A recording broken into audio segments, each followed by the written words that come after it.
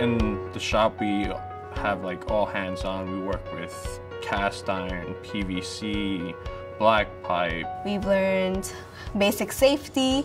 We've learned how to use power tools correctly. I just like to see things come together. In plumbing, that's what you do. You start from the very beginning of nothing and just, you're able to calculate things from start to end.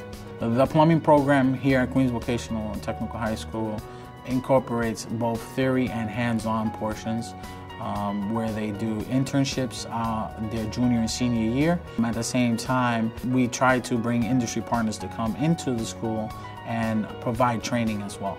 I feel very fortunate because I'm learning all the specific skills that many people don't know how to do, and I'm going to graduate with my certifications, my OSHA, my NYCER. So to an employer, that's a really big thing.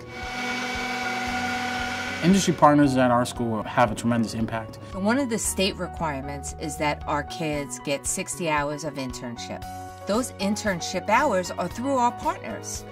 We usually get about 5 or 6 students go straight into the union right after high school.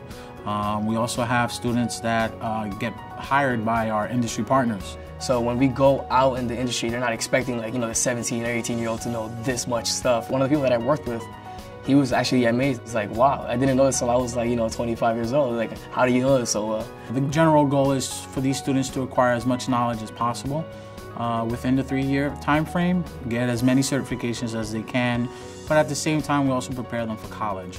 Just the whole curriculum in the school is through the roof. It taught me everything from code to work with my hands. As soon as I graduated, I got into New York City Local 1 Plumbers Union, and just recently I got a job with the Department of Corrections. I want to go to college for civil engineering, which also involves plumbing. I'm going to go to college for teaching in high school to become specifically a shop teacher.